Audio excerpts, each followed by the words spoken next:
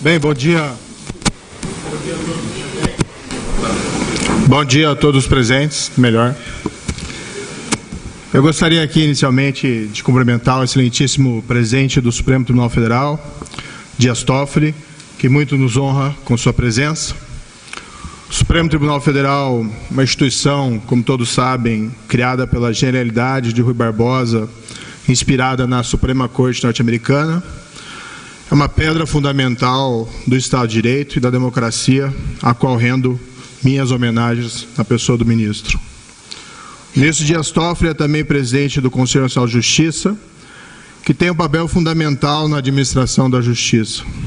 Recentemente, o ministro declarou que a justiça, em especial o CNJ, deve se envolver mais na incrementação da qualidade das políticas penitenciárias e da segurança pública.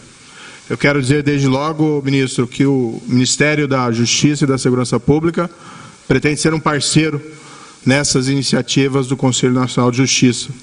E esperamos aqui manter uma relação de cooperação para a construção de um futuro melhor nessa área. Cumprimento os presidentes das Cortes Superiores aqui presentes. Muito me honra também a presença de Vossas Excelências, demais magistrados aqui presentes. Gostaria de cumprimentar especialmente também os colegas ministros que nos acompanharão nesse desafio do novo governo, estendendo também a esse compromisso aos ministros que estão passando o cargo. Gostaria aqui de um cumprimento muito especial aos comandantes das Forças Armadas. Eu compartilho do mesmo sentimento do ministro Raul Jungmann, o meu apreço às Forças Armadas. Acredito que as Forças Armadas brasileiras de excelente qualidade têm ainda prestado um papel de fiador da estabilidade juntamente com o Supremo Tribunal Federal nos últimos anos no país. Tomo a liberdade de cumprimentar todos na pessoa do amigo comandante Vilas Boas aqui presente. Gostaria aqui de uma congratulação igualmente especial à minha equipe, pessoas dignas e competentes que aceitaram o desafio de vir comigo às enormes responsabilidades do Ministério da Justiça e da Segurança Pública. Não se faz um bom trabalho, isso todos sabem, sem uma boa equipe. E posso dizer aos senhores e senhoras que o selecionei em vista do seu histórico profissional de competência, independência e bravura. E dos senhores e senhoras, por isso, espero também somente o melhor e a máxima dedicação. Um cumprimento igualmente especial aos ministros que me antecederam, Raul Jungmann, Torquato Jardim. Vossas Excelências dignificaram os cargos durante sua gestão e é uma honra sucedê-los. Igualmente, deixo bem claro que o que foi feito, o legado das gestões de Vossas Excelências, das gestões anteriores, de forma nenhuma está sendo abandonado, apenas pretendemos dar a continuidade e fazer tudo o que for possível para melhorar o serviço público cada vez mais, que é essa aspiração da sociedade brasileira. O Ministério da Segurança Pública, ele, na verdade, não se vai, ele permanece apenas com uma outra roupagem. O extraordinário eu vou deixar realmente.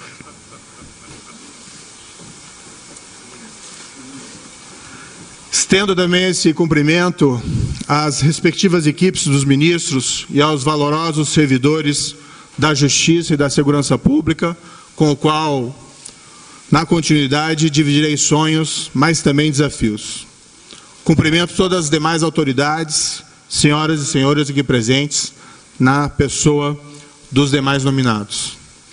Quero explicar aqui em rápidas palavras porque eu aceitei o convite do nosso presidente, o excelentíssimo senhor Jair Bolsonaro, deixando 22 anos de magistratura e uma relativamente confortável carreira, pelo menos os aspectos de vencimentos e aposentadoria. Os outros aspectos não tão confortável. Ontem mesmo, verifiquei que o Brasil, apesar da Operação Lava Jato e dos enormes esforços aqui e ali contra a corrupção, permanece em uma posição relativamente ruim nos índices de percepção quanto à existência de corrupção nos rankings anuais da Transparência Internacional. Entre 180 países, o Brasil ocupa a 96ª posição. Rigorosamente, a pontuação obtida pelo país, 37 em 100 pontos possíveis, caiu desde 2014, quando do início da Operação Lava Jato. Talvez os esforços judiciais, ao revelarem a magnitude da corrupção entre nós, tenham contribuído, paradoxalmente, para elevar a percepção da corrupção.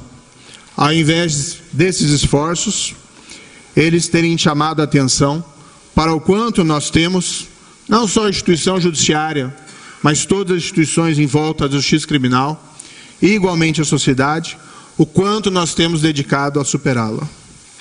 Isso, para mim, ilustra uma verdade reconhecida e que já repeti várias vezes. Não se combate a corrupção somente com investigações e condenações criminais eficazes. Elas são relevantes, pois não há combate eficaz à corrupção com impunidade e sem riscos de punição para os criminosos. Mas elas não são suficientes. São necessárias políticas mais gerais contra a corrupção. Leis que tornem o sistema de justiça mais eficaz. Leis que diminuem incentivos e oportunidades contra a corrupção. Um juiz em Curitiba pouco pode fazer a respeito dessas políticas gerais. Mas no governo federal, a história pode ser diferente. Há um outro grande desafio, o crime organizado. Grupos criminosos organizados, alguns que dominam nossas prisões, estão cada vez mais poderosos. É preciso enfrentá-los com leis mais eficazes, com inteligência e operações coordenadas entre as diversas agências policiais, federais e estaduais. O remédio aqui é universal, embora nem sempre de fácil implementação. Prisão dos seus membros, isolamento carcerário das lideranças, identificação da estrutura e confisco de seus bens. Assim se leva ao enfraquecimento e ao desmantelamento delas. Não é uma tarefa impossível.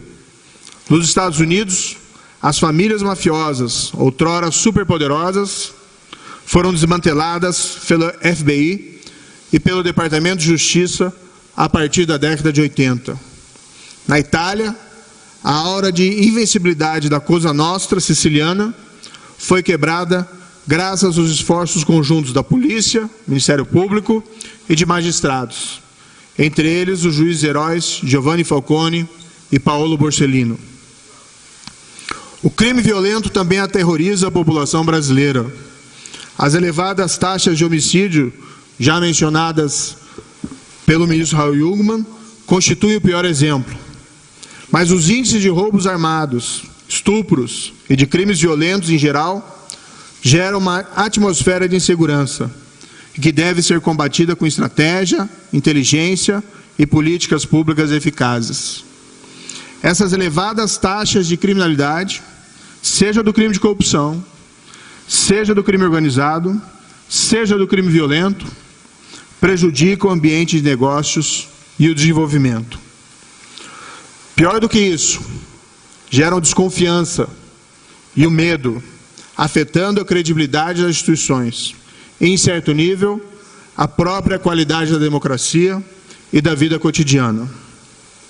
Não há uma resposta ou uma tarefa fácil aqui, mas o compromisso do Ministério é, com todos os esforços e dedicação possível do ministro, dos secretários, dos dirigentes, dos servidores dos ministérios e de todos órgãos e departamentos vinculados a eles, iniciar um ciclo virtuoso de diminuição de todos esses crimes, prosseguindo no legado das gestões anteriores. Tudo isso dentro de um ambiente de respeito às instituições e ao Estado de Direito. Tudo isso com uma esperada parceria com os estados e municípios, em especial com suas forças policiais, Polícia Militar e Polícia Civil. Os planos ainda estão em elaboração e não caberia aqui detalhá-los. Mas, alguns exemplos. Pretendo que a Secretaria Nacional de Segurança Pública, utilizando sabiamente o Sistema Único de Segurança Pública e o Fundo Nacional de Segurança Pública, um legado da gestão do ministro Raul Jungmann, atue não só com investimentos para auxiliar as polícias estaduais e distrital, mas também para padronizar procedimentos, gestão e estrutura, respeitadas, obviamente, as autonomias locais. Deve ter um papel equivalente ao da intervenção federal no Rio de Janeiro, e que reestruturou a segurança pública naquele estado. Aqui, evidentemente, substituindo intervenção por cooperação. Pretendo que o Departamento Penitenciário Nacional incremente a qualidade das penitenciárias federais para o absoluto controle das comunicações das lideranças de organizações criminosas com o mundo exterior. Pretendo ainda que ele destrave os investimentos nas estruturas prisionais dos estados e do Distrito Federal, que está elaborando e deixando à disposição deles projetos e modelos de penitenciárias, evitando que os recursos disponibilizados pelo Fundo Nacional Penitenciário fiquem imobilizados por falta de projetos e execução, como infelizmente ocorre. Precisamos, com investimentos e inteligência, recuperar o controle do Estado sobre as prisões brasileiras. Pretendo que o Banco Nacional de Perfis Genéticos, um instrumento de vanguarda para a elucidação de crimes, especialmente crimes violentos, e igualmente um inibidor da reincidência criminosa, deixe de ser apenas uma miragem legal. Ao cabo de 4 anos, nosso compromisso é de que sejam inseridos no banco o perfil genético de todos os condenados por crimes dolosos no Brasil. Ou, se não conseguirmos a alteração pretendida na lei para tanto, de todos os condenados por crimes dolosos praticados com grave violência à pessoa. Respeitosamente, quero contar para esse projeto com o apoio do Conselho Nacional de Justiça, uma vez que já há um projeto de parceria entre o CNJ e o Ministério da Justiça em andamento para a colheita de dados biométricos dos presos. Pretendo também que o Departamento de Recuperação de Ativos e Cooperação Jurídica Internacional, o DRCI, aprofunde a cooperação jurídica internacional para que o refúgio do criminoso no exterior seja uma alternativa cada vez mais arriscada. Não deve haver portos seguros para criminosos e para o produto de seus crimes. Quando países não cooperam, quem ganha é somente o criminoso. O Brasil não será um porto seguro para criminosos e jamais, novamente, negará cooperação a quem solicitar por motivos exclusivamente político-partidários. Pretendo que a Polícia Federal, a Polícia Rodoviária Federal e todos os demais órgãos de controle e inteligência, entre eles o COAF, possam agir com os recursos e as liberdades necessárias. Não cabe ao ministro interferir nessa liberdade. Ao contrário, deve provê-los com os meios necessários para o desenvolvimento de suas tarefas.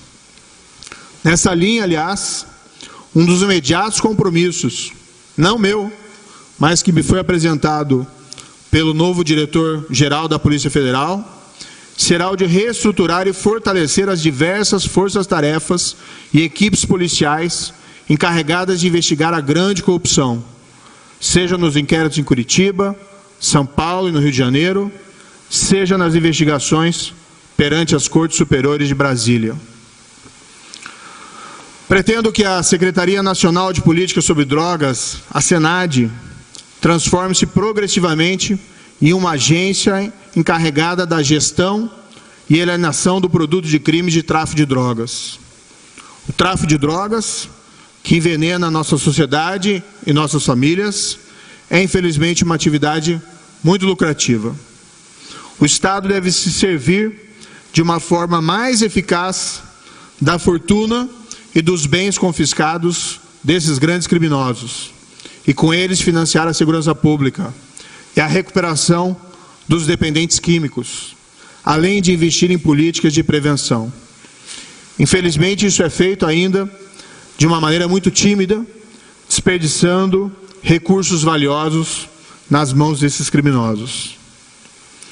Um dos objetivos prioritários será apresentar um projeto de lei anticrime já no início da próxima legislatura e lutar para convencer, com respeito e toda abertura ao diálogo, os parlamentares. Não haverá aqui a estratégia, não muito eficaz, de somente elevar penas. Pretende-se, sim, enfrentar os pontos de estrangulamento da legislação penal e processual penal, e que impactam a eficácia do sistema de justiça criminal. Propostas simples, mas eficazes, como, entre outras, a previsão de operações policiais disfarçadas para combater o crime, a proibição de progressão de regime para membros de organizações criminosas e o plea bargain para que a justiça possa resolver rapidamente casos criminais nos quais haja confissão. Pretende-se deixar mais claro na lei, como já decidiu diversas vezes o plenário do Supremo Tribunal Federal, que no processo criminal a regra deve ser da execução da condenação após o julgamento da segunda instância. Este foi o mais importante avanço institucional dos últimos anos, legado do saudoso ministro Teori Zavascki. Pretendemos honrá-lo e igualmente beneficiar toda a população com uma justiça célere, consolidando tal avanço de uma maneira clara e cristalina na legislação. Processo sem fim é justiça nenhuma. Pretende-se ainda fortalecer o Tribunal do Júri, prevendo a execução imediata dos vereditos condenatórios, como já decidiu a primeira turma do Supremo Tribunal Federal, inclusive compondo ela o ministro Dias Toffoli. Esses são apenas alguns exemplos das medidas previstas no projeto em elaboração. Adiante virão projetos mais complexos, que terão que ser debatidos com outras pastas, para reduzir incentivos e oportunidades para a prática da corrupção e de outros crimes. Na elaboração, quero contar com os subsídios de outras instituições, como o Ministério Público, como a OAB, que também homenageia na pessoa aqui do presidente Cláudio Lamáquia, com os órgãos policiais e com o apoio da sociedade civil organizada, como de entidades como a Transparência Internacional. Não desconheço que o Ministério tem outras grandes responsabilidades, como políticas na área do consumo, da imigração, registros sindicais, essa é uma novidade, e o Arquivo Nacional. Também terão todas elas a nossa atenção. Nada disso será fácil, mas a missão prioritária dada pelo excelentíssimo presidente Jair Bolsonaro foi clara: o fim da impunidade da grande corrupção, o combate ao crime organizado e a redução dos crimes violentos. Tudo isso com respeito ao Estado de Direito, para servir e proteger o cidadão. Não podemos nos achar impotentes diante de todos esses desafios. Avançamos como país muito até aqui, mas podemos avançar muito mais. Conto, respeitadas as opiniões diversas, com o apoio crítico de todos, para que, ao fim dessa gestão, tenhamos um ambiente melhor para todos. O brasileiro, seja qual for a sua renda, e lembremos que o crime atinge mais fortemente os mais vulneráveis, tem o direito de viver sem medo da violência e sem medo de ser vítima de um crime, pelo menos nos níveis epidêmicos atualmente existentes. O brasileiro, seja qual for a sua renda, e lembremos que o desvio de recursos públicos atinge mais fortemente os mais vulneráveis e os mais dependentes dos serviços públicos, tem o direito de viver sem a sensação de que está sendo roubado ou enganado pelos seus representantes nas diversas esferas de poder. Tem o direito de que os recursos dos cofres públicos sejam destinados ao bem-estar geral e não ao enriquecimento ilícito dos poderosos. É preciso estabelecer e manter a confiança. Essa é a palavra-chave da boa administração pública. Confiança. O cidadão tem o direito de viver um ambiente no qual tenha presente que o Ministério da Justiça e da Segurança Pública e o próprio governo podem não acertar sempre, mas sempre farão o melhor com a pretensão de fazer a coisa certa e de manter a confiança do cidadão. Um governo no qual ele possa confiar, que buscará fazer a coisa certa diante dos vários problemas que se apresentarão. Fazer a coisa certa, pelos motivos certos e do jeito certo, será o nosso lema e estará sempre presente em nossas mentes. Finalizando, os desafios são grandes, mas eu e minha equipe, e talvez possa dizer aqui que todos nós brasileiros, temos uma esperança infinita de que eles podem ser resolvidos com vontade, dedicação e respeito a todos.